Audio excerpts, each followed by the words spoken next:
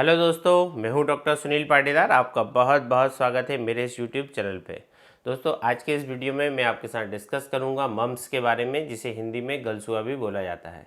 इसके क्या लक्षण होते हैं, इसके क्या कारण होते हैं, क्या कॉम्प्लिकेशंस होते हैं और प्रिवेंशन के लिए मतलब हम इसके बचाव के लिए क्या क्या कर सकते हैं और हमें इसके लिए कौन सी होम्योपैथिक मेडिसिन लेनी चाहिए जो कि इसको न सिर्फ प्रिवेंट करती है जबकि अच्छे से ट्रीट भी करती है, ऐसे कैसे इसको। तो इन सब के बारे में आज हम चर्चा करेंगे। और सबसे पहले यदि आप मेरे चैनल पर नए हैं तो नीचे दिए गए सब्सक्राइब बटन को क्लिक करके मेरे चैनल को सब्सक्राइब कर लीजिए, ताकि ऐसे ही इन्फॉर्मेटिव वीडियो और उनके नोटिफिकेशन टाइम टू टाइम आपको मिलते रहें।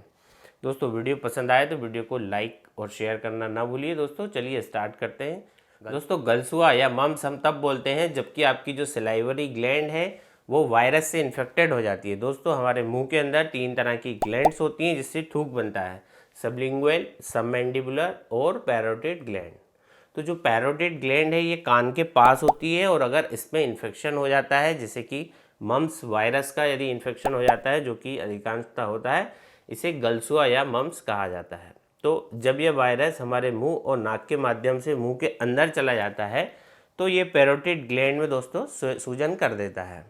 इसके कुछ आम लक्षण भी होते हैं, जैसे हल्का बुखार होना, बदन दर्द होना, कमजोरी का होना, और गलसुए में कई बार मुंह भी जो है सूज जाता है।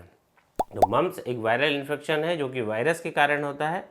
बात करते वक्त जो कि छोटे छोटे थूक निकलते हैं और सांस के माध्यम से दूसरे व्यक्ति के शरीर में जब ये जाते हैं और अगर उसमें मम्प्स का वायरस मिला हुआ है तो उसकी वजह से फिर पैरोटिड जो ग्लैंड है उसमें इन्फेक्शन हो जाता है और वह सूजने लगती है, स्वेलिंग आ जाती है। आइए दोस्तों जानते हैं गलसुआ के लक्षणों के बारे में। तो इसके 10 दिन से लेके 16 दिन के अंदर से जो है दिखना शुरू हो जाते हैं जब वो इन्फेक्शन शरीर में पहुंच जाता है।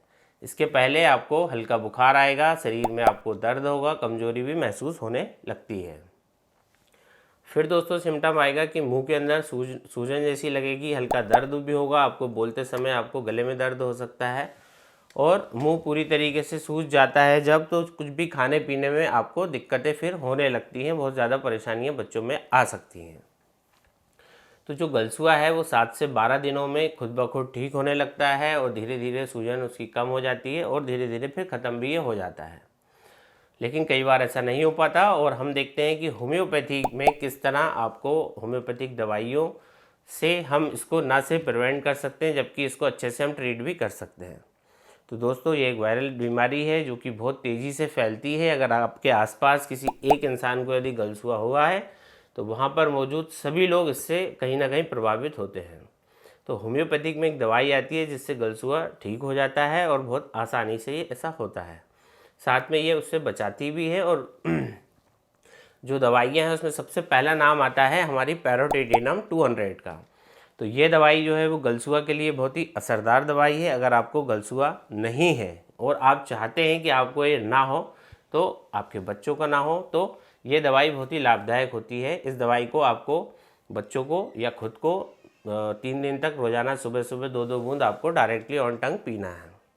दोस्तों, 3 दिन पीने के बाद यह एक दवाई जो है 1 महीने तक आपको गलसुआ से संक्रमण से आपको दूर रखने का काम करती है। फिर अगले महीने यदि इस तरह का आपके आसपास फिर से इन्फेक्शन फैल रहा है या अभी तक इन्फेक्शन ठीक नहीं हुआ है 1 महीने तक भी, तो फिर से आप इसको 3 दिन तक लगातार 2-2 बूंद करके सुबह सुबह आप पी सकते हैं।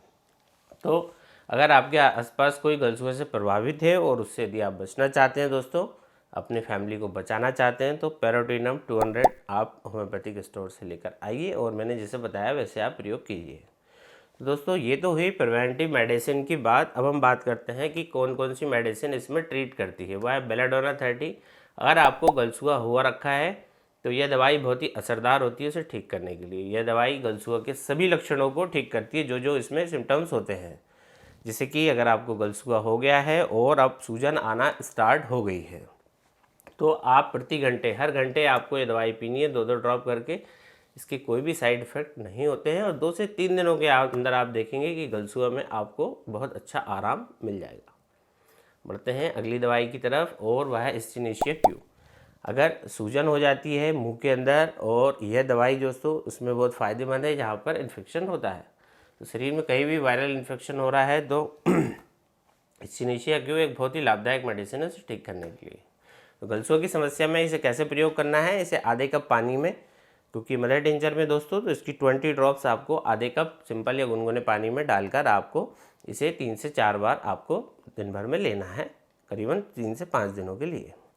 बढ़ते हैं दोस्तों नेक्स्ट मेडिसिन की तरफ, वह है मर्कसॉल 30। और जब पैरोटिड ग्लैंड जो है वो विशेषकर यदि राइट साइड की अफेक्टेड होती है तो मर्कसॉल मम्स के लिए एक अत्यधिक प्रभावी दवाई होती है। इसका उपयोग मम्स के लिए किया जाता है जबकि दाहिना तरफ राइट साइडेड पैरोटिड ग्लैंड में आपको सूजन आ रखी होती है। तो लक्षणों में एक है कि आपको सूजन होगा, जाहिर सी बात है सूजन है तो बहुत ज़्यादा दर्द होगा आपको, वो भी पैरोटिड ग्लैंड के स्थान पे, कान के नीचे आपको राइट साइड में आपको दर्द होगा दोस्तों। और उसकी वजह से सूजन इतनी आएगी कि आपको जो राइट साइड है वहाँ पर आपको चेहरे में सूजन भी आ जाएगी और आपको टेम्परेचर आपका बढ़ने लगेगा और बहुत ज़्यादा पेन होगा पैरोटिड ग्रंथि में। तो कुछ भी निगलने के दौरान आपको ये दर्द बढ़ सकता है। तो इन सब कंडीशन में जहाँ पर कि आपका राइट साइडेड अफेक्टेड है, राइट साइड का चेहरा अफेक्टेड है, कान में एक शूटिंग दर्द का भी यदि आपको अनुभव होता है और आपकी लार जो है सलाइवा है बहुत ज़्यादा बनने लगी है और साथ में आपके मुंह से यदि एक फाउल स्मेल आना भी अभी स्टार्ट हो गई है, इन्फेक्शन को 5-7 दिन हो गए हैं, तब आपको मर्कसॉल यूज़ करनी है। डोज रहेगा दोस्तों 2-2 बूंद डायरेक्टली ऑन टंग दिन में 3 बार।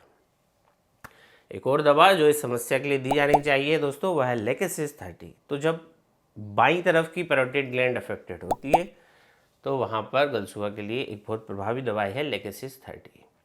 तो जब गांठों में बाईं तरफ की पैरोटिड ग्लैंड में सूजन आती है और वहाँ पर इसका बहुत अच्छा रोल रहता है, जैसे मामले जहाँ पर चेहरे का लेफ्ट एरिया आपका अफेक्टेड होता है और टच करने के प्रति बहुत ज़्यादा सेंसिटिव हो जाता है और दर्द जो है बाएं कान में आपके जाएगा, गाल के आसपास के क्षेत्र में रहेगा, छूने पे लाल और गर्म जो है ये महसूस होगा, निगलने के समय आपको विशेषकर आपको जो तरल पदार्थ हैं उसको निगलने में आपको कठिनाई होगी। ऐसे में इस दवा से हम लाभ पा सकते हैं दोस्तों। इसका भी वही डोज है 2-2 बूंद डायरेक्टली ऑन टंग दिन में 3 बार। दोस्तों याद रखें, यदि आपको गलसुआ नहीं हुआ है और उससे यदि आप बचना चाहते हैं तो केवल एक दवा पैरोटिनियम 200 का आप सेवन करिए।